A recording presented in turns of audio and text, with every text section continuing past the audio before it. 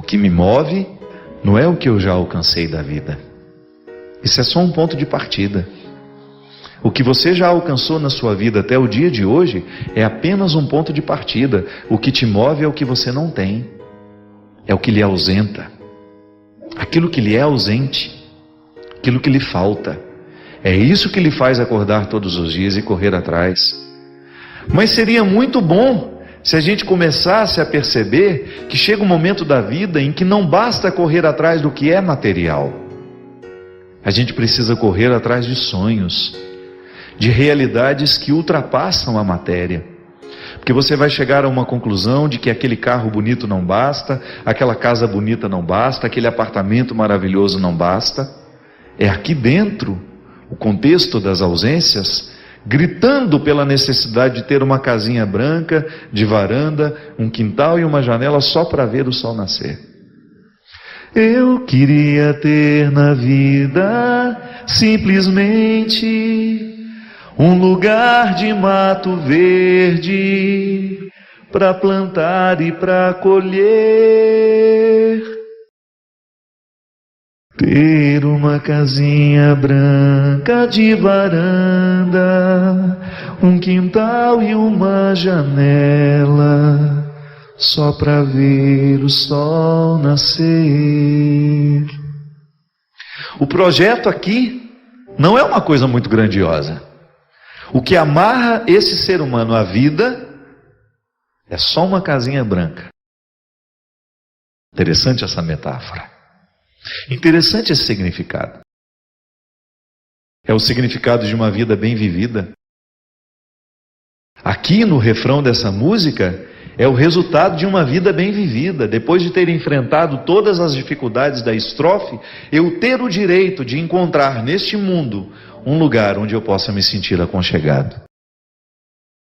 Ontem, quando voltava de Campina Grande para João Pessoa para eu pegar o voo, observando aquelas cidadezinhas, pelo caminho, aquelas casinhas típicas da Paraíba, ali do Nordeste, do sertão, aquelas regiões mais simples do país, todas muito coloridas, casinhas pequenas, mas que dá vontade de entrar e de ficar.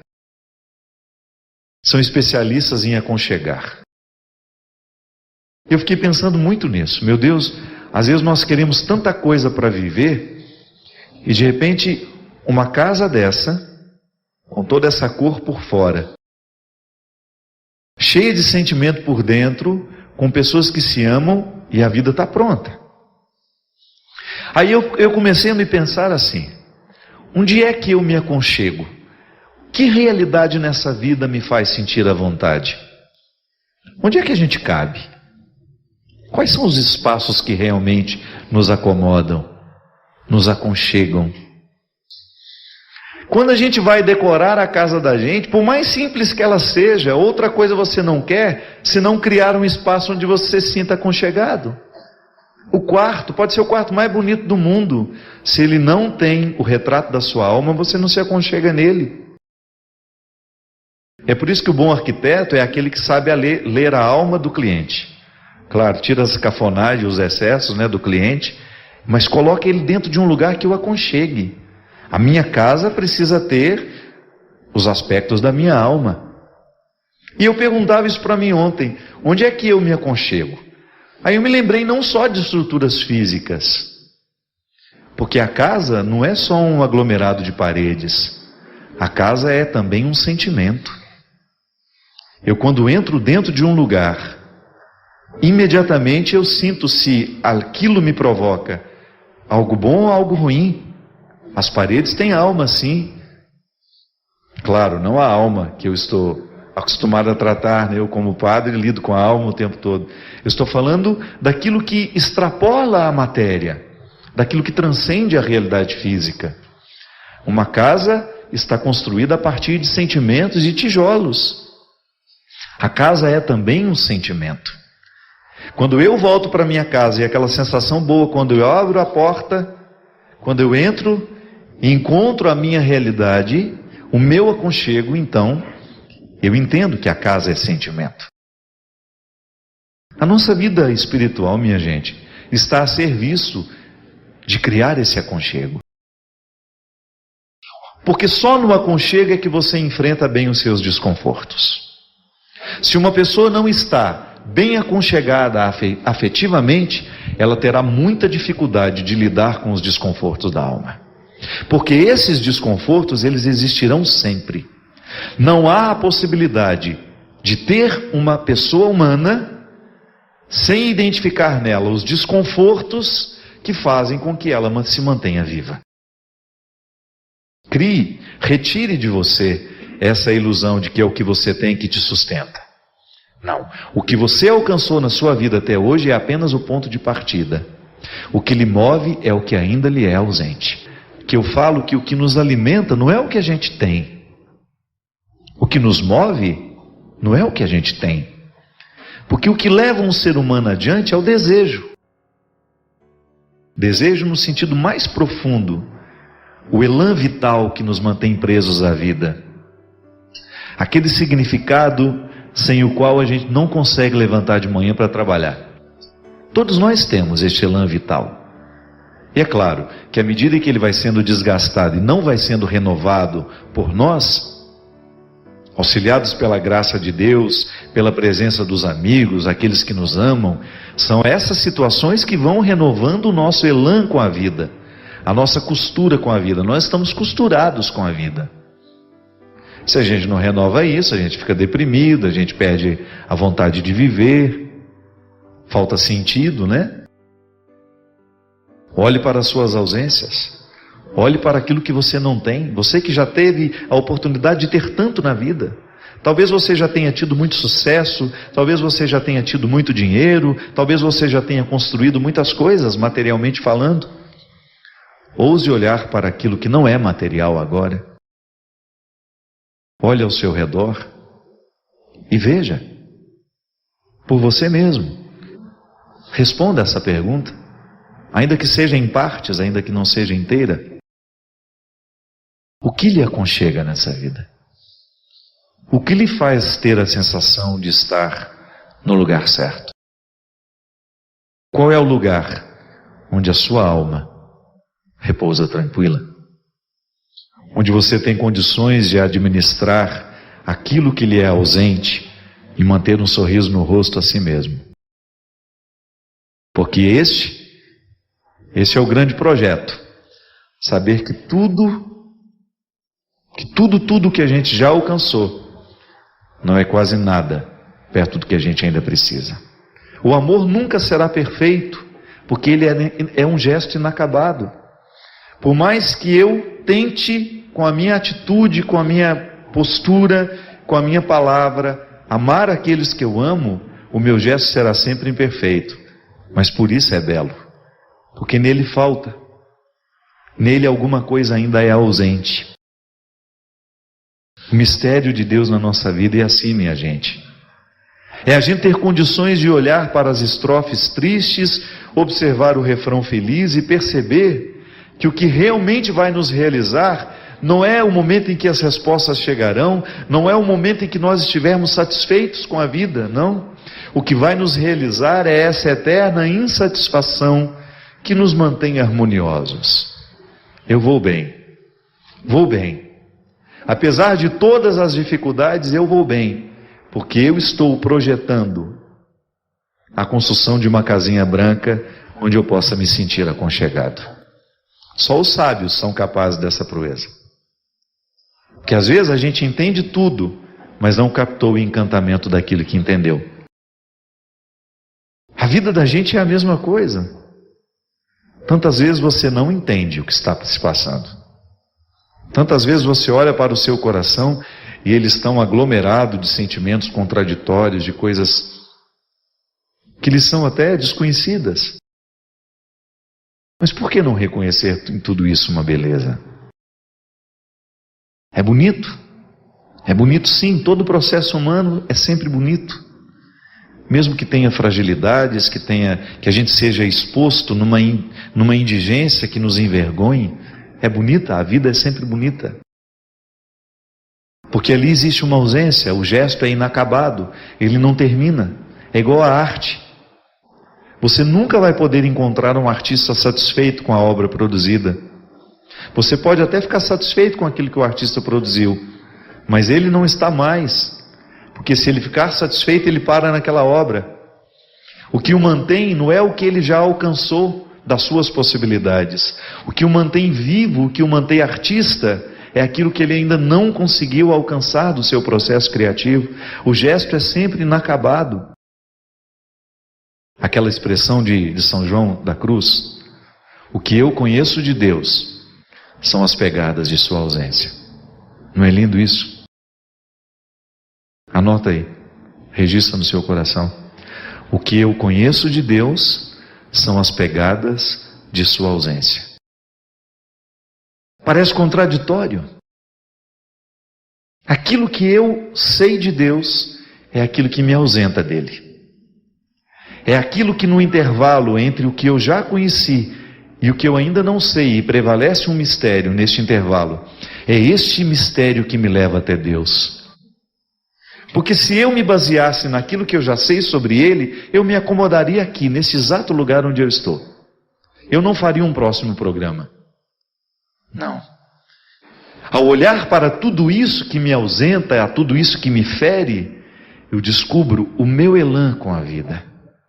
É nessa santa curiosidade que eu me posiciono como um homem de fé.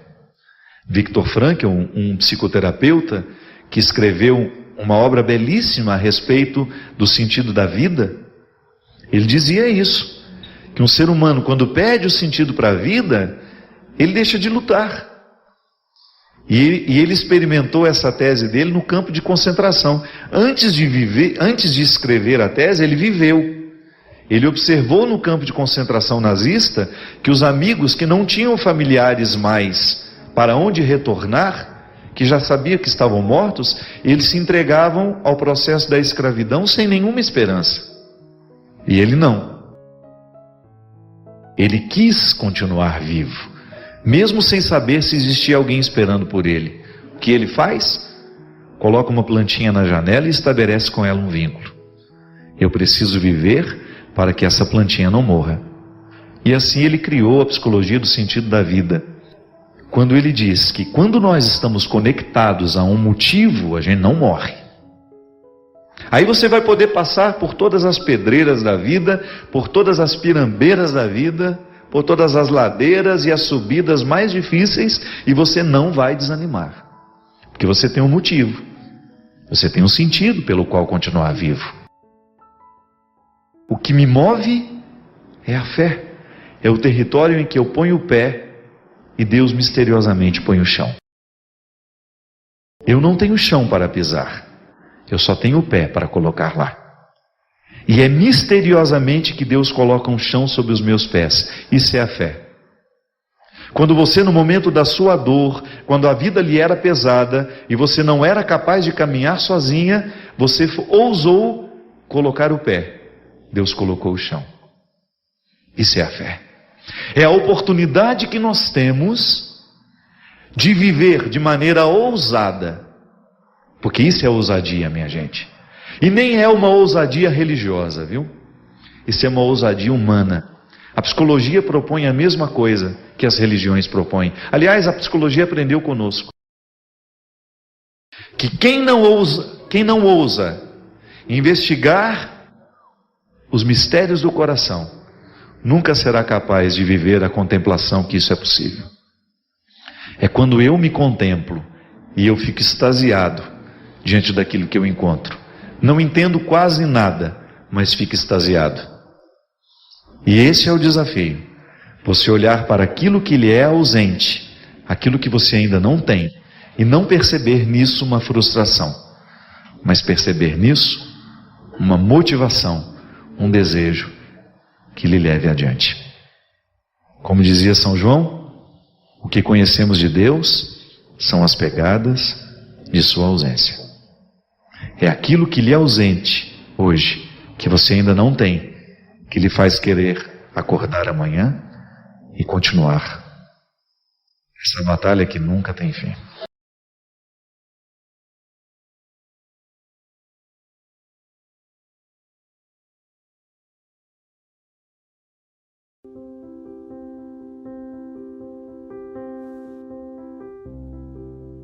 Eu encontrei aqui uma pessoa que me mandou um testemunho até bastante grande. Eu vou ler só um pedacinho dele. Boa noite, Padre Fábio. Primeiramente, eu gostaria de parabenizá-lo pela vocação, pelas palavras de conforto que o senhor traz através dos programas. Tenho uma trajetória de vida bastante sofrida, massacrada ao meu modo de ver, e também de arrependimento, já que estão presentes há quase 2 anos em minha vida. Com grande pesar, digo que cometi os maiores erros que uma mulher pode cometer.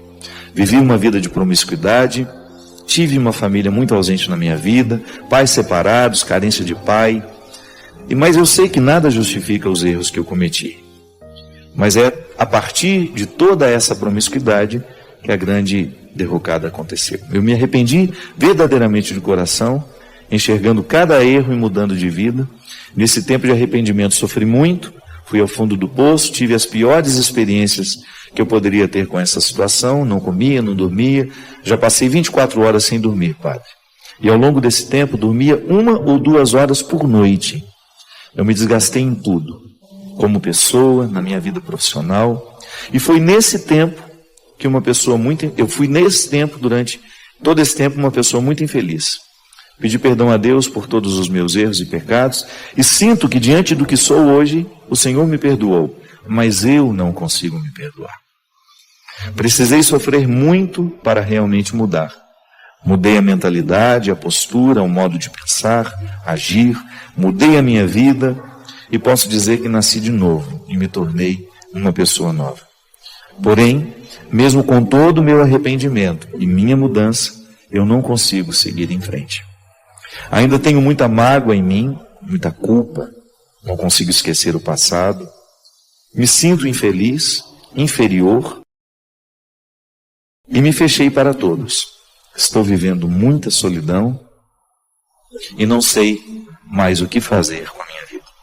Há 1 ano e 6 meses acompanho o seu programa, que tem me ajudado bastante. Por favor, padre, comente em seu programa sobre o arrependimento e como é possível seguir em frente depois de tantos erros cometidos. Muito obrigado, Carol. Carol, minha filha, você falou uma coisa tão verdadeira. É muito mais fácil a gente acreditar no perdão de Deus do que acreditar no nosso. E você sabe que boa parte das pessoas que eu encontro, Carol, que tiveram vidas muito erradas, e você não se sinta inferior por isso não, viu? Todos nós somos muito pecadores. É que aqui você está sendo honesta com seus pecados e você está tendo coragem de contá-los. Todos nós pecamos muito, todos nós erramos muito, Carol. E todos nós precisamos viver a dinâmica do perdão, que consiste em receber de Deus e depois concedê-lo a nós mesmos. Receber de Deus é a parte mais fácil. Sentir que Deus nos perdoa. Basta a gente fazer uma verdadeira experiência do amor de Deus e você vai ver que Deus não tem motivo para não lhe perdoar. Ele é pura misericórdia. Se você ler os evangelhos, você vai ver que Jesus em nenhum momento tem problema com os pecadores. Ele tem problema com os moralistas, tem problema com os religiosos, com os ratos de sacristia. Naquela época, né? Era outras sacristias. Com aquela gente ele tinha problema, ele tinha dificuldade, porque nem sempre ele encontrava verdade nessas pessoas. Agora com os pecadores não, ele fazia questão de estar com eles. Se você vai ver no Evangelho, minha filha, em muitos momentos, Jesus esteve com pessoas que nós não gostaríamos de estar. Ia a lugares e ele era criticado o tempo todo por isso, porque estava com aquelas pessoas. Quando a pecadora lavou os seus pés, que era um gesto de intimidade, todos ficaram assustados ao redor, achando um absurdo ele permitir aquilo. Mas ele não estava nem aí com o que diziam os religiosos. Ele estava preocupado em falar ao coração de quem de fato precisava dele. Então, Carol, não se sinta menor por ter pecado, por ter vivido uma vida de promiscuidade, viu? A gente tem que ter vergonha da nossa hipocrisia. Isso sim a gente tem que ter vergonha. A gente tem que ter vergonha de não ter coragem de contar a nossa fragilidade e a nossa fraqueza. A gente tem que ter vergonha de enfiar carapuça, esconder o nosso rosto para sair apontando os defeitos dos outros. Quando Jesus faz a experiência de buscar os que estão fora, Carol, Ele está justamente nos dando a lição de vida. Que Ele está o tempo todo oferecendo a sua misericórdia para que depois dela a gente possa recomeçar diferente. Aí o segundo passo é o mais difícil. Por exemplo, a pecadora que foi perdoada em público. Deus ofereceu a ela o perdão através de seu Filho Jesus. Mas só ela sabe o que precisou enfrentar. Só ela sabe o que precisou fazer, o exercício diário de quebra de hábito que lhe impedia de ver-se de maneira misericordiosa.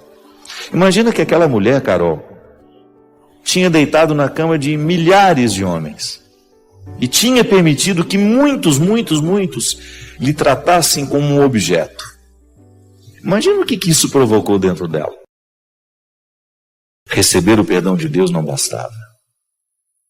Era preciso transformar um perdão de Deus em perdão a si mesmo. Quando a gente não transforma o perdão de Deus em perdão a nós mesmos, nós não nos recuperamos. E é por isso que nós ficamos responsáveis por anunciar o Evangelho, para lembrar isso, que depois do perdão de Deus nós precisamos dar o nosso. Você precisa olhar-se no espelho, você precisa olhar-se e reconhecer-se como alguém de valor. O seu pecado não pode ter tido o poder de apagar o amor que Deus tem por você. Sabe, Carol, o seu desafio é o de 90% das pessoas que agora nos assistem. Sinta-se acompanhada. Todos nós, de alguma forma, estamos necessitados de transformar o perdão que Deus nos deu em perdão a nós mesmos. Todos nós, sem exceção, Carol, estamos necessitados de fazer essa conversão.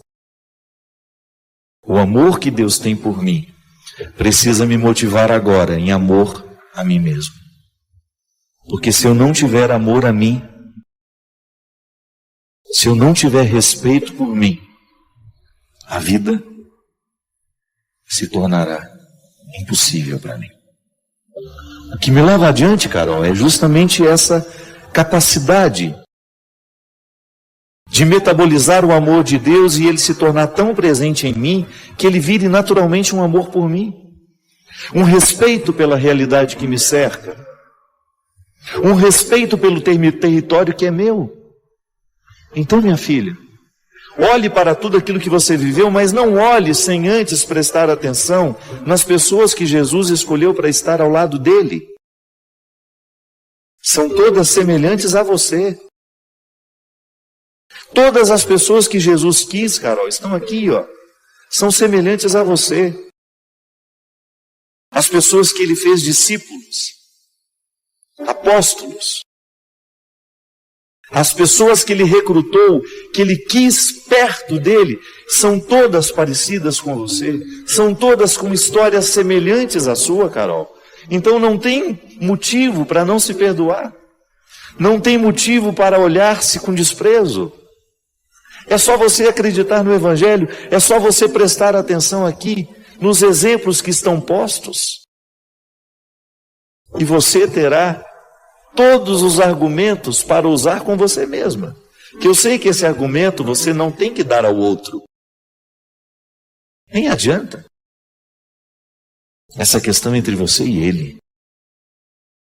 Se você ousar a olhar-se com um pouco mais de misericórdia, você compreenderá ainda melhor o significado da misericórdia divina na sua vida. Seja bem-vinda, Carol, ao grupo dos que precisam acreditar em si mesmos. Seja bem-vindo ao grupo dos que Jesus quer por perto. Os que estão muitas vezes à beira do caminho. Dos que estão envergonhados da história que viveram. Dos que estão desacreditados que não sabem para onde ir. Seja bem-vinda, Carol. Gente como você.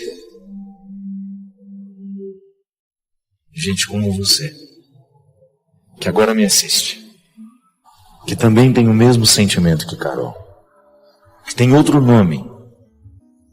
Mas que tem uma história parecida. E você. Olhe o Evangelho. E veja que todos os que Jesus escolheu para estar com Ele tiveram uma vida muito parecida com a sua. É uma boa forma que a gente tem de avaliar o nosso cristianismo. Está aqui no Evangelho. Você perdoa aqueles que te magoam? Você perdoa aqueles que te ofendem? Ou você é um poço de mágoa? Está aqui, ó. Uma frasezinha simples que Jesus é um tapa na cara da gente. Que às vezes nós ficamos querendo compreender a complexidade das coisas, fazendo muitas perguntas sobre Deus, mas a gente não tem coragem de perguntar a nós mesmos isso. Eu perdoo da mesma maneira como quero que Deus me perdoe? Ou eu ainda não sou capaz de ter um coração simples, amoroso, que entende o mal que o outro tantas vezes está pronto para cometer? Mas veja bem como é interessante. O enfoque de Paulo é que o cristão se posicione dentro da comunidade numa perspectiva de exercitar constantemente consigo mesmo, exercitar-se diariamente numa conversão que lhe faça sair de seu egoísmo para viver comunitariamente, sempre pensando no bem comum. Quando eu penso no bem comum, eu tenho que necessariamente abrir mão do meu mau humor, da minha falta de caridade, da minha falta de justiça, da minha fofoca, porque senão eu não construo o bem comum. Como é fácil identificar, no meio de tanta gente, aquela pessoa que tem o dom de conciliar, de ajudar a resolver conflitos. E você identifica logo também quem é o que causa confusão, quem é o mais difícil, quem é aquele que coloca empecilho em tudo. E aí você percebe que o jeito de ser é também um pouco fruto da escolha. Sim, que com o tempo nós vamos perdendo a capacidade de reconhecer o que verdadeiramente nos salva. O que me salva são as forças do meu batismo. Eu estou aqui, com todas as sementes da salvação dentro de mim. Eu só preciso fazê-las florescer. Às vezes na nossa oração nós fazemos a mesma coisa. Nós ficamos pedindo o irrisório, quando Deus, na verdade, precisa nos dar muito mais que isso. Ah, padre, mas por que ele não dá então? Sabe por quê? Porque quando eu estou preso no meu querer, eu não consigo mover a minha vontade para que o agir de Deus aconteça em mim. O imaturo vai sempre prejudicar a ação de Deus, porque a ação de Deus, ela depende da nossa reação. Porque Deus quis que fosse assim. Deus pede o agir humano, sempre. Até para abrir o mar vermelho, o povo teve que colocar o pé na água. Quando Moisés estava apavorado, sem saber como iria fazer para atravessar aquele mar, ele corre lá, o que Deus diz para ele? Ah, peraí Moisés, eu vou resolver seu problema. Não. Ele dá uma ordem, fala para o povo caminhar, fala para que o povo continue caminhando. E somente na hora que aquele povo começou a colocar os pés na água, é que o mar se abriu. O povo precisou fazer a sua parte. O povo precisou manifestar a sua confiança. O povo precisou exercer a sua vontade. Nós queremos a libertação. Então, ao colocar o pé na água, o agir de Deus se tornou uma realidade. E é por isso que a conversão será sempre para nós um exercício de deixar de lado as situações que nos privam de nós mesmos. Porque só quem está na conquista diária de si mesmo vai saber oferecer-se a alguém. Caso contrário, se não houver essa busca pessoal por ser de si mesmo, nós não teremos condições de nos oferecer a alguém. E nós não saberemos entender essa liberdade cristã. Uma palavra errada que você diz a um filho, uma palavra errada que você diz a alguém a quem você tem autoridade afetiva sobre ela. Eu, como padre, é um perigo eu machucar definitivamente o processo de fé de uma pessoa por causa de uma palavra cruel que eu posso dizer. Sim, e também o outro na minha vida. Palavra machuca. É a coisa mais preciosa que nós podemos ter na vida, é a palavra. Mas ela pode matar, mas ela também pode fazer viver. Um carinho pode matar, pode, se ele for mal intencionado, se ele for abusivo, se ele for desrespeitoso, se ele estiver quebrando uma inocência. Tudo nos é permitido, mas nem tudo nos convém. Por que nem tudo nos convém? Porque se eu identificar que aquele comportamento, que aquela escolha vai me prejudicar na minha relação com a minha família, com a minha casa, com aqueles que diretamente estão ligados a mim, por amor a eles, eu preciso não aceitar. Eu preciso retirar da minha história. Livre-se. Livre-se do cristianismo de vitrine. Não transforma ninguém. Queira o cristianismo que te coloca uma única lanterninha na mão, que é a misericórdia de Deus, para você ter condições de descer ao porão das suas necessidades, dos seus pecados, das suas misérias. Não se iluda com a vitrine, lá onde você está bonito, iluminado e admirado pelos outros. É lá no fundo, é no calabouço. O cristianismo é um movimento que nos faz descer as escadas. Quanto mais eu desço essas escadas, mais eu vou conhecendo as estruturas da minha vida. E volto a dizer, quando nós vivemos os benefícios dessa transformação que o Evangelho nos traz, aqui inclusive tem uma passagem que eu gosto muito.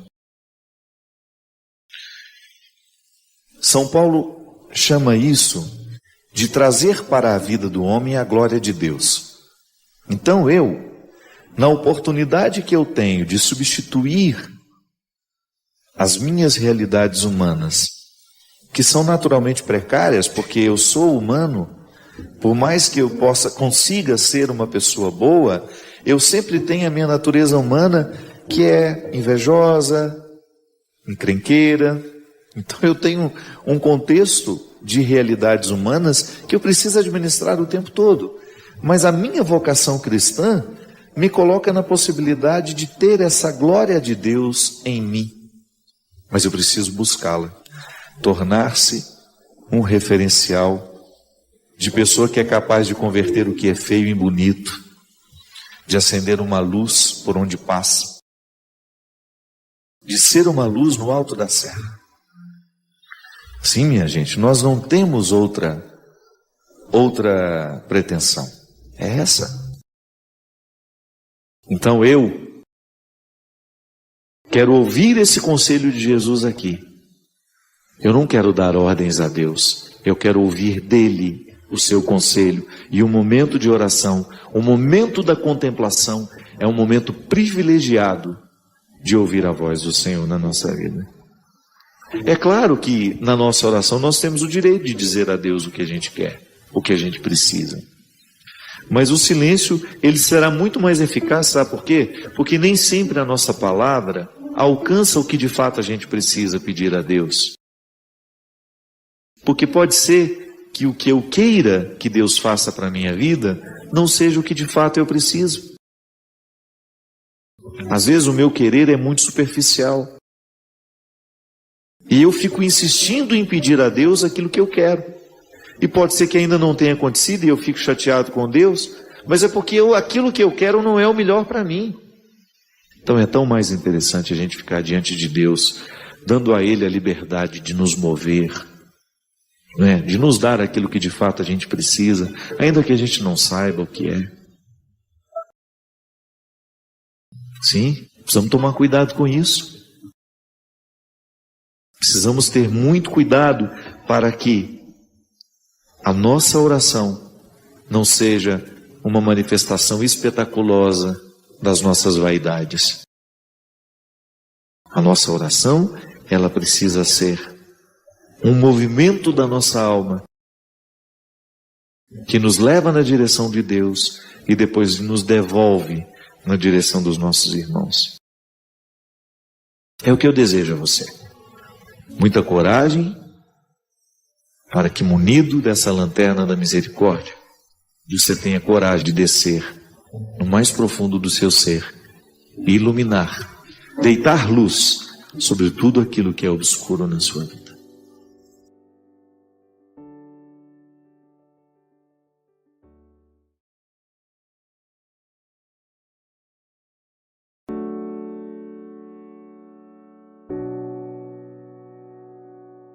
Hoje eu vivi uma situação que me fez pensar muito sobre o poder que a gratidão tem de reorganizar dentro de nós aquilo que a gente viveu e que ficou... Eu gosto de comparar como se fosse uma peça fora da estante, né? A gente arrumou e sobrou. Alguma coisa sobrou e a gente não consegue encaixar. A vida emocional da gente é assim também. O trauma, né? A psicologia nos ensina que é justamente um acontecimento que não coube dentro da gente. Numa fase da vida eu fui traumatizado pela fala de alguém, por um acontecimento, então eu não soube acomodar dentro de mim, porque quando eu sou criança eu não tenho os filtros da maturidade que me permitem não deixar que aquilo que está sendo dito, que aquilo que está sendo feito possa me machucar tanto. Por não ter esse filtro, eu acabo vivendo o trauma, que é a minha incapacidade de guardar de uma forma positiva aquilo que eu vivi. E chega um momento da vida que tudo isso vem à tona, né? As faturas do vivido sempre chegarão nas nossas mãos. E hoje eu estava pensando de como faz diferença, na hora que nós vamos viver essa organização, a gente ser movido pelo sentimento de gratidão. Que é justamente uma forma de se perdoar, né? Às vezes a gente não consegue olhar para aquilo que a gente viveu, para aquelas situações em que a gente fracassou, em que a gente não teve condições de dar a melhor parte, de fazer da melhor forma. Então aquilo não cabe dentro de nós e a gente vai levando uma amargura e que não faz sentido, né? Porque a amargura que a gente sente hoje não corrige o erro do passado. Eu sempre gosto de fazer a diferenciação entre a culpa e o arrependimento. Essa incapacidade de guardar dentro de nós, de armazenar de uma forma harmoniosa o que a gente viveu, geralmente gera culpa. Então eu me sinto culpado porque eu não dei conta, porque eu fui reprovado, porque eu fracassei, porque eu não passei, porque eu não alcancei, a minha meta não foi cumprida. Ou então eu posso me sentir arrependido de alguma coisa que eu olho, reconheço que não deu certo porque eu errei em alguns pontos, não calculei bem, não fiz as melhores escolhas. Então o arrependimento, o arrependimento me proporciona novas oportunidades. A partir dele eu posso corrigir o presente. Nunca a culpa nos faz voltar para o passado que a gente não modifica. O arrependimento nos faz prestar atenção no presente que agora está diante de mim e que pode receber a minha intervenção. Eu estava pensando de como, no momento em que eu sou grato, eu chego à conclusão de que a vida foi como poderia ter sido mesmo. Eu não tinha as forças para ser forte naquele momento, eu não tinha sabedoria para escolher melhor. Então, à medida que eu vou reconciliando isso dentro de mim, que eu vou derramando a água do perdão sobre isso, né? Existe uma expressão bonita na mística que são as abluções, que são os mergulhos que nós fazemos das nossas realidades na graça de Deus, na crença, a crença que você tiver nesse sagrado que lhe habita. A gente vai ficando cada vez mais leve. Então olho para o que eu vivi E sou grato. Sou grato por tudo. Eu fico pensando, minha gente, se eu tivesse sido privado de todas as situações que me fizeram sofrer, certamente eu não teria alcançado nem 20% do que eu já alcancei de mim. Claro que eu estou longe de ser, de estar na minha melhor versão, mas aquilo que eu já alcancei de mim hoje me permite ser um homem feliz. E tudo isso é porque, de alguma forma, eu agradeci. Tive uma vida muito difícil, tenho até hoje, tenho, mas não reclamo não. Eu sou grato pela vida, por tudo aquilo que eu já consegui viver, por tudo aquilo que eu tenho hoje. Essa gratidão com a vida eu aprendo muito com a minha mãe, que sempre teve uma vida muito, mas muito difícil. Aliás, a história dela me inspira muito. E eu nunca vi, assim, na minha mãe um traço de rancor, de mágoa. E todo mundo que conhece minha mãe sabe, né? Ela tem um humor delicado, ela é engraçada, ela não precisa contar piada para fazer a gente rir.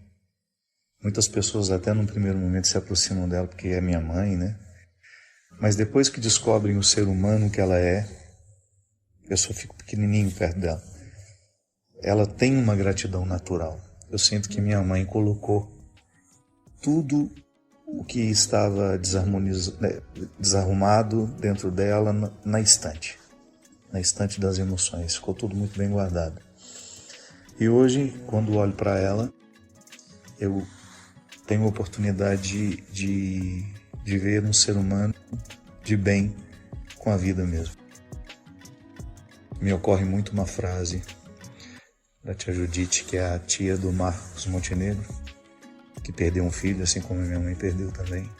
Ela conta toda a história, que é muito triste, e depois ela sempre finalizava assim, mas está tudo certo. É isso mesmo, acho que quando a gente vive essa reconciliação diária com aquilo que nos aconteceu, a gente não vai dormir com os ressentimentos. E aí isso nos livra de nos sentirmos vítimas, coitadinhos de nós, olha como eu sofro. Porque na verdade esse é o grande... É o fato que nos paralisa, né? Quando a gente começa a se interpretar com vitimismo. Acho que fica muito mais leve a gente olhar para a vida, por mais difícil que ela seja, e ela é difícil para todos nós. Aí a gente olhar bem nos olhos dela e dizer, dona Vida, a senhora não me deve nada, está tudo certo. Vamos continuar porque está tudo certo. Desejo do fundo do meu coração que nessa semana de Páscoa você tenha a disposição interior de mergulhar em você, identificar o que está morto e o que precisa receber o sopro de uma vida nova. Às vezes nós vamos vivendo a nossa vida sem muita reflexão. Eu falo muito isso, né? Nós somos muito mais reativos do que reflexivos.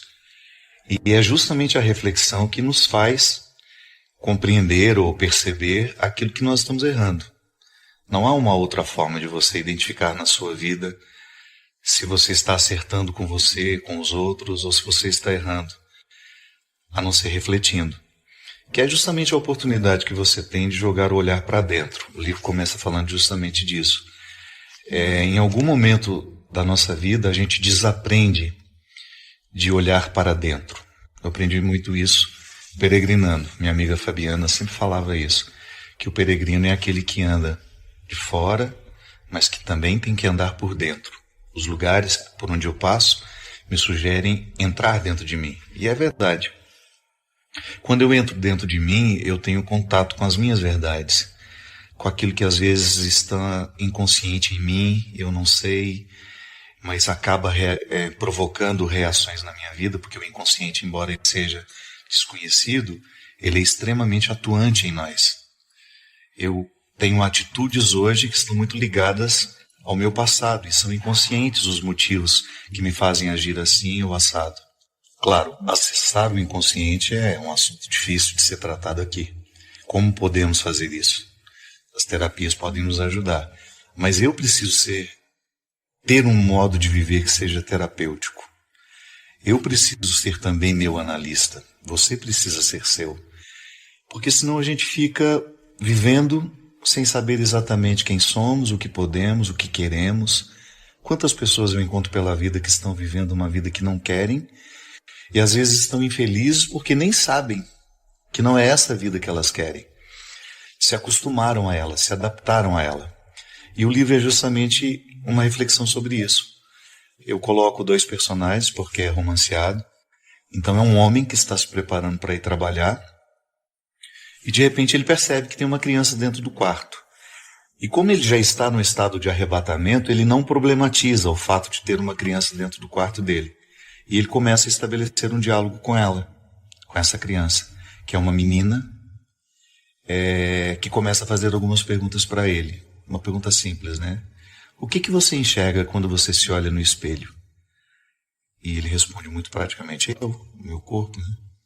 Ela, mas o que tem além de tudo isso? E pronto, aí começa uma conversa muito interessante, que é um diálogo do homem com a consciência. A consciência é uma menina, uma criança, e eu quis dar esse simbolismo porque geralmente, quando nós acessamos a nossa criança, lá não existe muito disfarce. Nós somos muito verdadeiros quando somos criança. E depois, à medida que a gente vai ficando educado, a gente costuma soterrar muitas das nossas verdades para que a gente... Então, às vezes, nesse processo de adaptação, para a gente ser aceito, nós abrimos mão de quem somos. E aí passamos uma vida inteira fazendo coisas para as quais a gente não foi feito, estabelecendo relacionamentos que não agregam. E esse homem vivia justamente isso, trabalhava demais, já não tinha nem tanto tempo pela frente, porque chega um momento da vida em que a gente tem mais passado do que temos de futuro. E ele precisava se fazer essa pergunta, como é que ele gostaria de gastar este restante de vida que ele tinha? Não é justo a gente olhar para o tempo que a gente tem e nem saber quanto tempo a gente tem, sabendo que nós vamos desperdiçar aí mais 2, 3, 4 anos numa situação que a gente sabe que não é pra gente, que não nos faz felizes, que não nos realiza.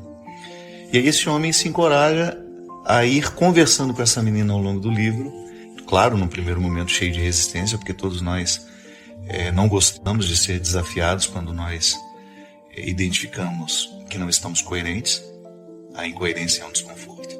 E aí, à medida que eles vão conversando, o diálogo vai abrindo a mente dele e ele vai entrando dentro dele, fazendo essa viagem interior que eu falava no início. Tão necessária, minha gente. A qualidade da nossa vida depende do quanto a gente se conhece. E é bonito porque quanto mais eu me conheço, mais eu encontro Deus que está em mim. O encontro de Jesus com a samaritana me fala justamente disso. Ele diz para ela, chegará um momento que não será aqui, nem ali, nem acolá que você vai encontrar-se com Deus. Mas é quando você viver e estiver em espírito e verdade. Isso é, quando você estiver em você, ali você terá a oportunidade de estar em Deus. E quando a gente está em Deus, os equívocos caem por terra.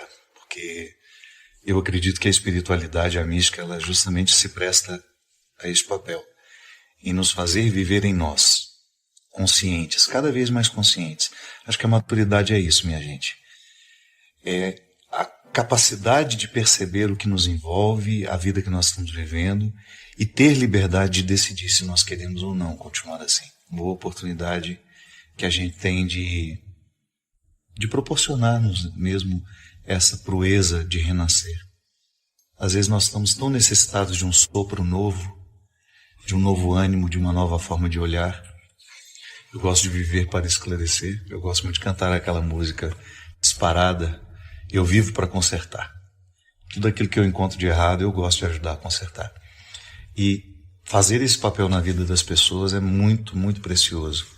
Saber que de alguma forma a minha palavra, a minha reflexão, aquilo que eu aprendi com Jesus, que faz parte da minha vida e que está tão integrado em mim, possa ajudar a libertar outras consciências também. Bem a sós, recobra teus cuidados já esquecidos, coloca ao colo o teu ser franzino, a tenra idade, os prados imaculados da divina infância, e conceda-te a delicada subversão de renascer.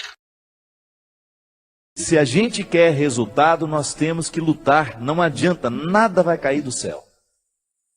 Nada cai do céu. Fé nasce do chão. Acho que a gente inverteu as coisas, né? A nossa oração tinha que ser voltada para o chão o tempo todo. Que é aqui que Deus floresce. Deus é igual semente, floresce no chão.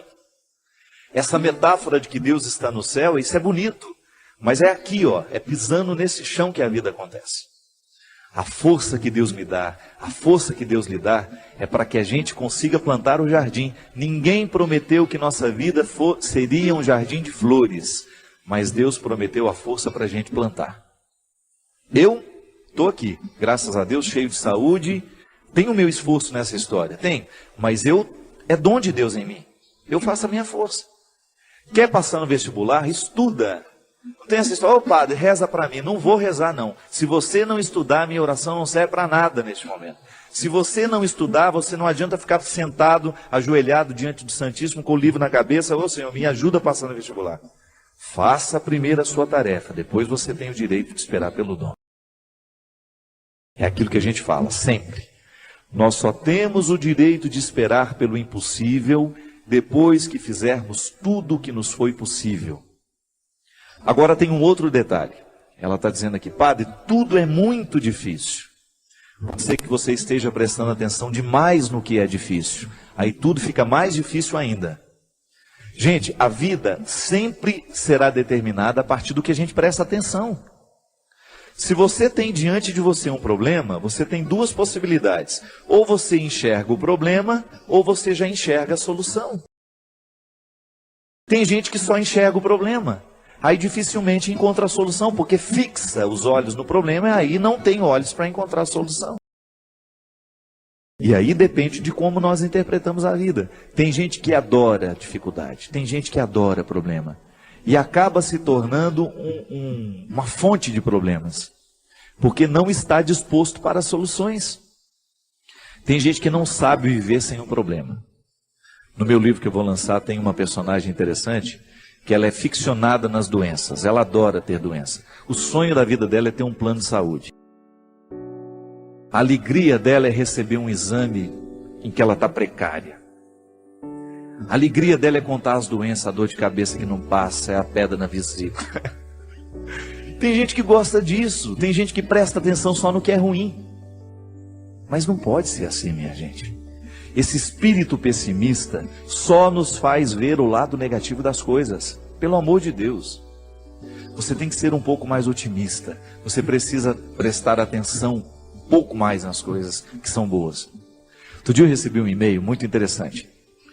Dizem que tinham duas crianças brincando no gelo e de repente o lugar em que uma delas estava quebrou e ela caiu e ficou presa ali dentro.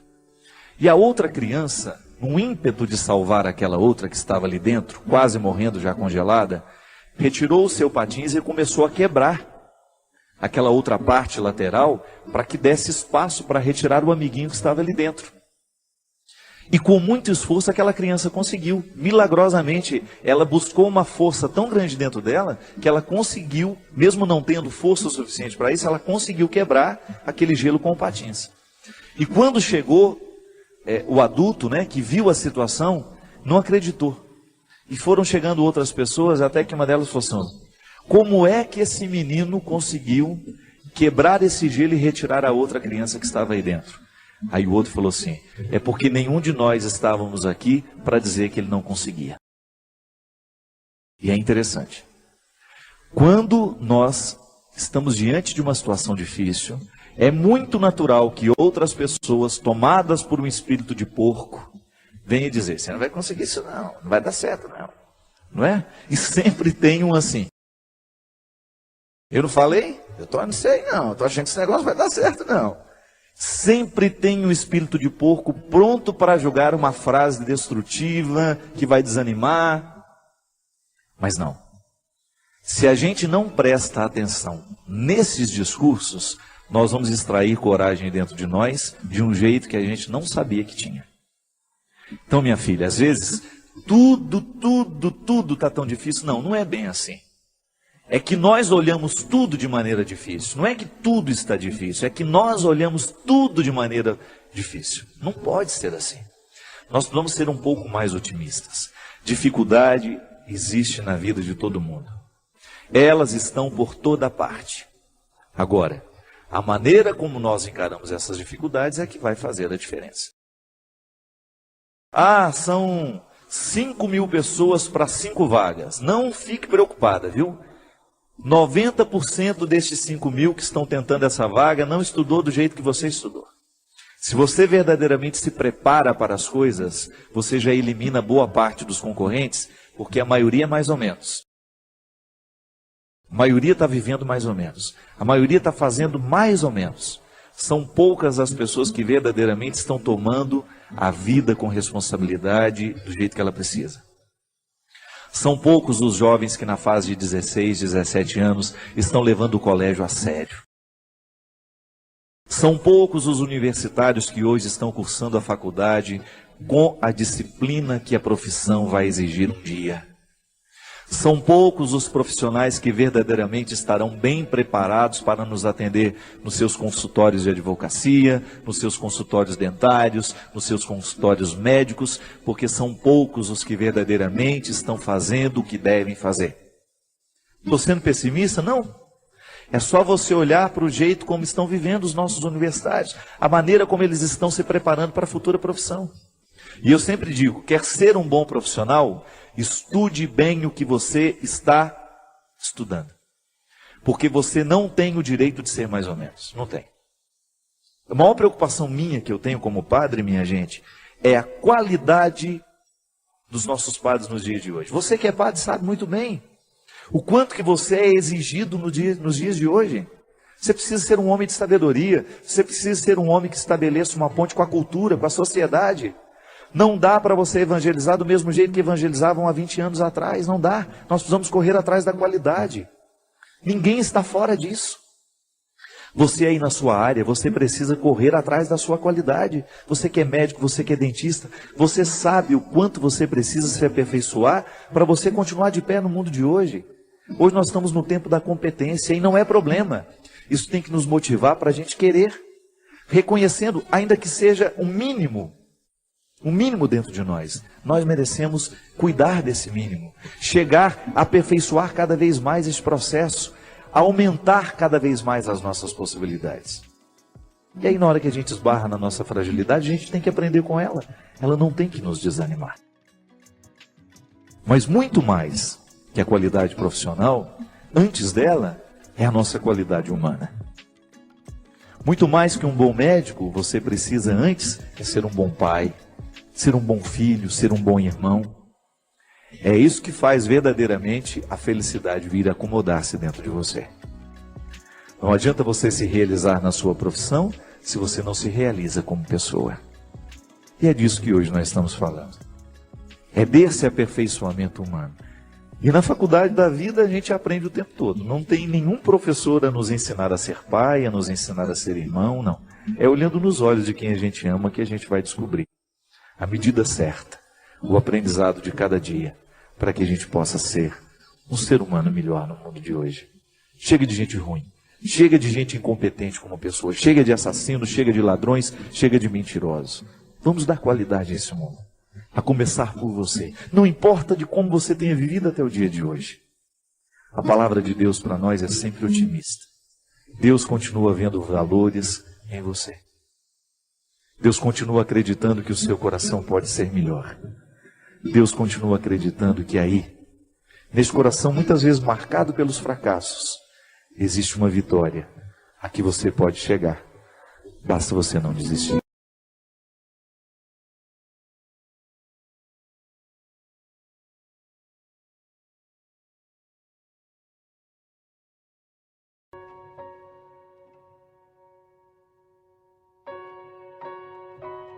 Padre Fábio, eu sinto um vazio muito grande dentro de mim e nem sei porquê. O que fazer nessa hora? Bem, esse conceito de vazio é muito amplo, né? O que pode ser um vazio? Se é vazio é porque não é nada, né? Está vazio porque não tem nada. Então, está faltando preencher. A gente tem que preencher o vazio. Muitas vezes existem alguns tempos na nossa vida em que o vazio acentua. A velhice pode ser um lugar, uma época para isso acontecer. Então, de repente, a pessoa ficou aposentada, ela deixou de trabalhar, ficou aquele vazio. O que ela faz com isso agora? Ou ela vai se ocupar de coisas que ao longo da juventude ela não pôde fazer, ou ela vai ficar ali naquela ociosidade. Então, de repente, o que é bom para evitar esse vazio? preencher com coisas boas. Uma boa leitura, uma boa influência. Sempre digo isso, minha gente, nós temos que tomar um cuidado muito grande com aquilo que ocupa a nossa cabeça e o nosso coração. Porque nós somos fruto de tudo isso. As coisas que nós estamos alimentando hoje através da nossa leitura, do programa da tarde que a gente assiste, da música que a gente escuta, tudo isso preenche ou não os nossos vazios. Quando é que a gente tem a sensação de que o vazio foi preenchido? Quando nós nos identificamos de maneira positiva com o que a gente está vendo. Então, de repente, eu assisti a uma reportagem, a uma entrevista muito interessante. Eu não vi nem o tempo passar. Pronto. Eu preenchi o vazio daquela hora que eu iria passar em angústia. Eu passei na boa companhia de uma reflexão boa. Uma boa reflexão. Então, de repente, se eu não ocupei a minha cabeça com coisas boas, aquilo acentuou ainda mais o meu vazio. Se eu fui ver um programa de violência, de coisas ruins, eu acentuei ainda mais o meu vazio. Por quê? Aquilo que eu quis, que eu escolhi, não foi uma matéria boa para preencher o vazio. Então, muitas vezes, somos nós que vamos cavando esse vazio. É igual a droga. O que a maconha faz? O que a cocaína faz? É o preenchimento ilusório de um vazio. O viciado, ele não quer outra coisa senão preencher o vazio que ele sente dentro dele.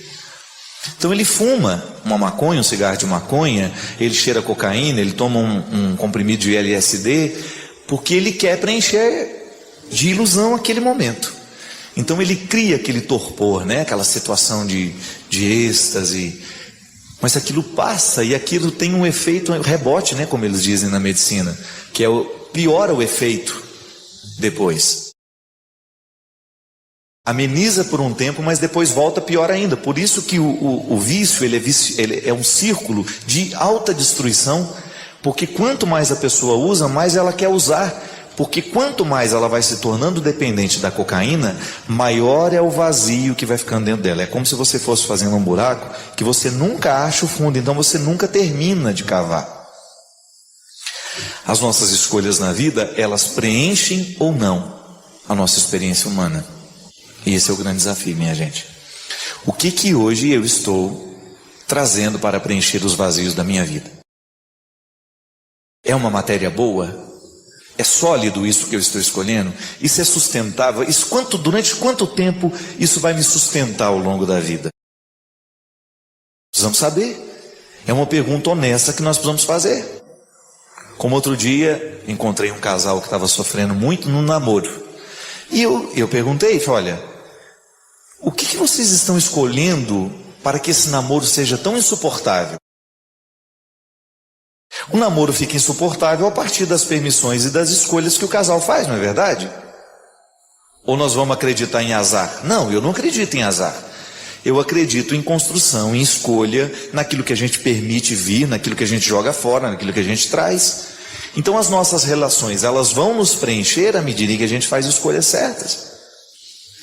E outra coisa também, gente, que falta muito em nós, é a dimensão da vida espiritual. Se nós não rezarmos, se nós não tivermos uma vida espiritual, e olha, vamos abranger esse termo. Vida espiritual não é só essa coisa que nós achamos que é entrar dentro da igreja, participar e ir embora. Não. Vida espiritual é um conjunto de escolhas que nós vamos fazendo a partir da religião que nós professamos. Então nós aqui que somos católicos, você que é evangélico, você que é budista, você que é espírita, não sei qual é a sua religião. Mas o que eu sei é que você tem uma espiritualidade que lhe acompanha. O contexto dessa espiritualidade é que nos preenche ou não. É por isso que existem tantas pessoas que estão insatisfeitas com a sua religião. A religião não virou espiritualidade. Ela é apenas o cumprimento de um rito, de uma obrigação. Eu vou lá, participo da missa, mas a missa não virou espiritualidade em mim. Então o vazio, a religião pode preencher o vazio humano, desde que ela se transforme em espiritualidade. Que quer viver justamente as dimensões da vida do Espírito. São Paulo falava de maneira tão bonita isso, né? Ele fazia uma distinção que é até perigosa. As coisas da carne e as coisas do Espírito. Nós sabemos muito bem o que é isso. Mas sabemos na teoria, mas muitas vezes na prática nós não sabemos viver porque a gente se perde.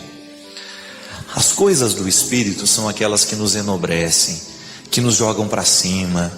São as palavras boas que nós lemos através das leituras que nós fazemos, através de uma palavra de Deus, do Evangelho, através de um salmo, através de um canto de liturgia, através de uma música de mensagem. Nós elevamos o nosso espírito toda vez que uma palavra bendita toma conta de nós. Essas são as coisas do Espírito.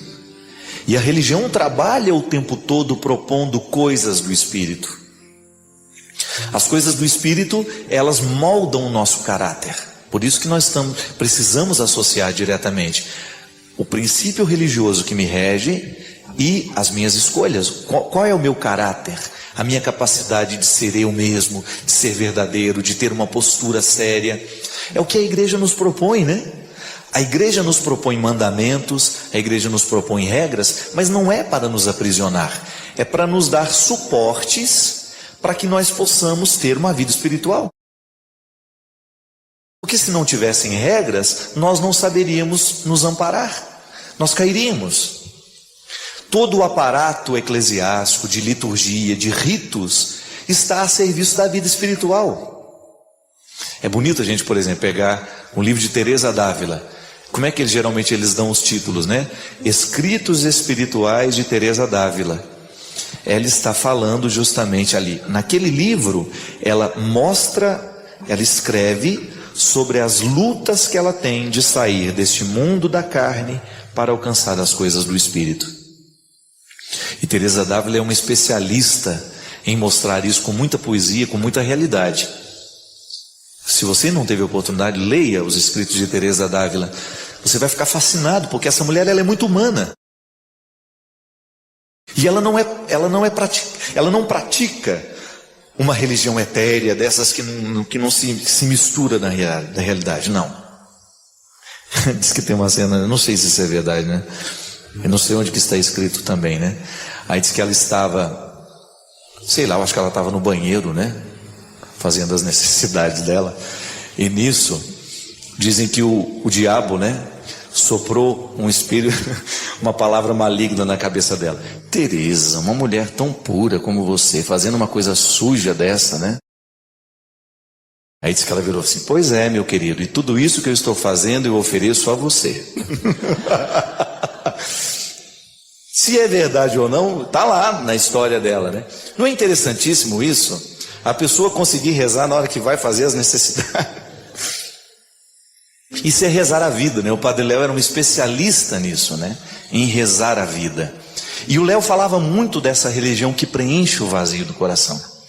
Preencher o vazio do coração através de uma religião tem que ser uma religião como essa, de Teresa d'Ávila, de Padre Léo, de Monsenhor Jonas Abib, que faz da realidade concreta o lugar da oração.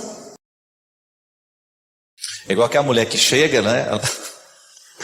Antes de sair de casa, ela bate no marido, no papagaio, nos meninos, no balai de manga, e fala: eu preciso ir para a missa, e bate em todo mundo. Pelo amor de Deus, a missa tem que começar antes, né? É não bater em ninguém para ir.